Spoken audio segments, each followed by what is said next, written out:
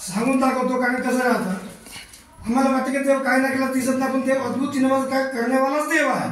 कारण कसं झालं माझ्या जीवनात सांगतो मी, माझ्या जागेचे पैसे ठोकाल नाही काय नाही, तिथं 16,200 रुपये येऊन कधी काय 11व्या महिन्यापासून मी त्याला पाहलो ना काय नाही. आता डिसेंबर महिना आला तरी ना पाहलो, आता पाहलो तर माहीत झालं 16,200 रुपये अकाउंटला गेलं. म्हणजे देवाकडे मागणी करतो तेव्हा मला अडचण आहे, माझं फायदा देव वाढवत आहे. म्हणजे देव अद्भुत चमत्कार करण्यावाला देव आहे, दिसत नाही. जेव्हा तुम्ही पाहून तुम्हाला दिसते का बाप देव एवढा मोठा कार्य केला. माझ्या अकाउंटमध्ये 16,200 रुपये फक्त नाही. मी त्या अकाउंटला पाहलो नाही, तो अकाउंट वेगळाच अकाउंट आहे. देवाला किती धन्यवाद आहे ते मी तेवढं मी कमी पडतो. कारण माझं कॅन्सरमधून तर वाचवत आहे, पण पैशात सुद्धा कमी कधी ना पडतो. देवाला पुन्हा एकदा धन्यवाद देतो. एवढा पैसा वाढवतात देव अद्भुत चिन्ह चमत्कार करवाला देव आहे. म्हणून देवाला कोटी कोटी धन्यवाद. देव असाच सगळ्यांना सांगत राहो आणि सगळ्यांना सुद्धा जीवनात असाच चमत्कार करो. देवाला प्रार्थना पूर्ण करतो. आणि देवांचे दास आहेत, दासी आहेत, त्यांनी आमच्यासाठी बहुत काही प्रयत्न करत आहेत, त्यांना सुद्धा मी धन्यवाद देतो. कारण देव त्यांना सांभाळत आहे. आणि सगळ्यांना सुद्धा धन्यवाद देऊन तुम्हाला जय ईश्वर आहे, त्याच्यासारखं कोणीच नाही या पृथ्वीवर. सर्वश्रेष्ठ, सर्वयोग्य, सर्व सामर्थ्य, सर्वयोग्य, सृष्टीचा निर्माण करता एकमात्र प्रभू येशू, सगळ्या जगाचा तो दाता आहे. परमेश्वराला मी धन्यवाद करते.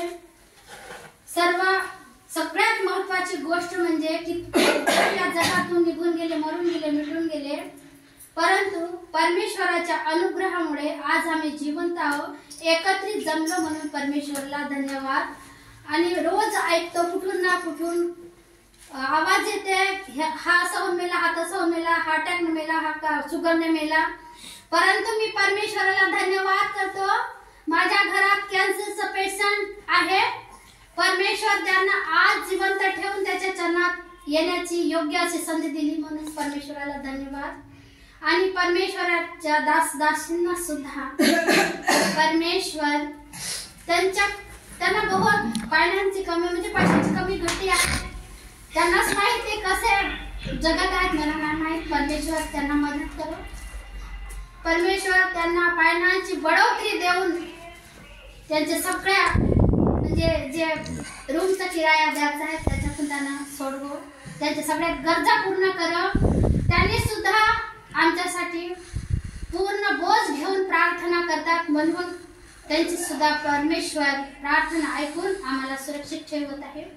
परमेश्वराला धन्यवाद. माझी मंडळी सुद्धा प्रार्थना करत आहे, देवासमोर घुटणे टेकून उपवास प्रेयर करत आहे. तुम्हाला सुद्धा धन्यवाद करते. परमेश्वरा मला तो आजचं जीवन दिला, दिवस दिला, कित्येक जण नाहीसे झाले.